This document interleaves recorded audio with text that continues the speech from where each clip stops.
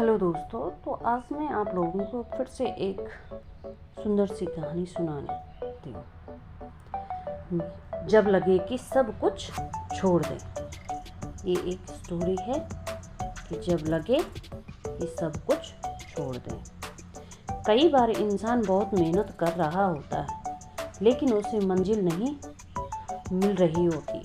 तब लगता है यार सब कुछ छोड़ दूँ, कुछ नहीं हो सकता है, मुझसे कुछ नहीं हो पाएगा। तब ये स्टोरी हमेशा याद रखना मेरे दोस्तों। ये कहानी है एक ऐसे इंसान की जिसके जन्म लेते ही उसके माँ बाप रोने लगते हैं कि ये बच्चा इस दुनिया में कैसे रह पाएगा, क्योंकि इसके न तो हाथ है और न ही पैर है। ये सच्ची कहानी है एक ऐसे व्यक्ति की जिसके हाथ और पैर एक मछली की तरह बहुत ही छोटे हैं। इस कहानी को आपको बहुत कुछ सीखने को मिलेगा, बस अपना नज़रिया सही रखें। यह कहानी एक ऐसे व्यक्ति के बारे में है जिसका जन्म ऑस्ट्रेलिया में हुआ। जब उस बच्चे का जन्म हुआ तो उस बच्चे को देखा डॉक्टर भी हैरान हो रहे थे। जब उस बच्चे को उपचार हुआ तो पता चला कि उस बच्चे का जन्म टेट्रा अमेलिया सिंड्रोम नामक दुर्लभ विकार के साथ हुआ है, जिसमें हाथ और पैरों की अनुपस्थिति होती है।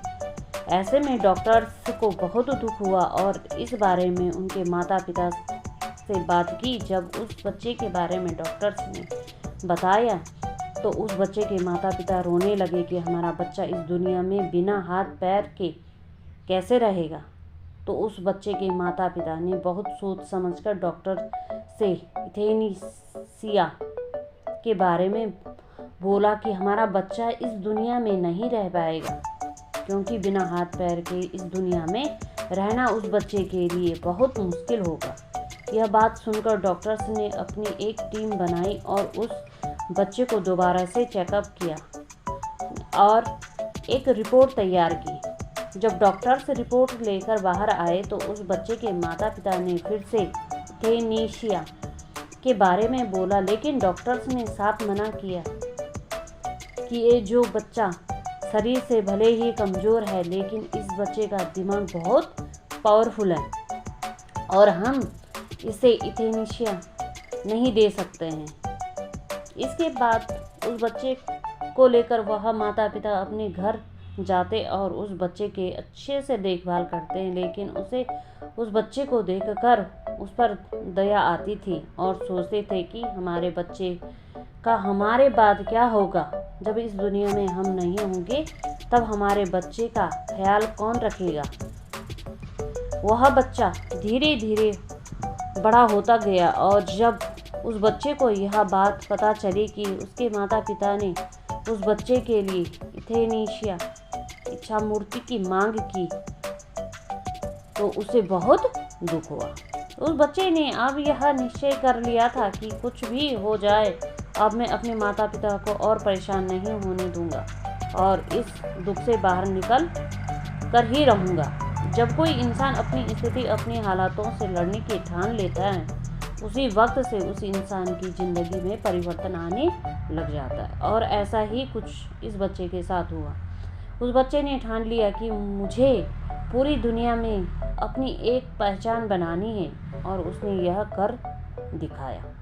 आज वह बच्चा पूरी दुनिया में एक मोटिवेशनल स्पीच के रूप में जाना जाता है, जिसके लाखों करोड़ों चाहने वाले हैं। वही बच्चा जिसके हाथ पैर न होने के कारण उसके लिए इथेनीसिया की मांग की गई थी, आज वही बच्चा पूरी दुनिया में लोगों को मोटिवेट करता है। उस सफल व्यक्ति का नाम निकोलस जेम्स बुजीकिक, एक ऑस्ट्रेलियाई अमेरिकी ईसाई इंजीलवादी और सर्बियाई मूल के प्रेरक वक्ता है, जो टेट्रा अमेलिया सिंड्रोम के साथ पैदा हुआ है। यह एक दुर्लभ विकार है जिसमें हाथ और पैरों की अनुपस्थिति होती है। इतनी बड़ी परेशानी होने के बाद भी निक बुजीकिक ने पूरी दुनिया में अपनी एक अलग पहचान बनाई है, तो जाहिर सी बात है दुनिया का हर व्यक्ति कुछ भी कर सकता है, बस खुद को पहचान कर की देरी है।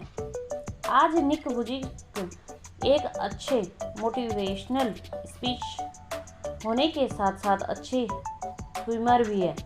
निक वुजिक का यूट्यूबर चैनल है जिससे करोड़ों लोग इंस्पायर होते हैं। जाहिर सी बात है कि बिना हाथ पैर के भी एक व्यक्ति अपनी ज़िंदगी को इतना इंजॉय करता है तो आप तो कुछ भी कर सकते हैं। ज़िंदगी में हर व्यक्ति की एक अलग पहचान होती है और हर इंसान के अंदर कोई ना कोई ख्वाहिश होती है, बस हमें हमारी ख्वाहिश को पहचानना पड़ेगा।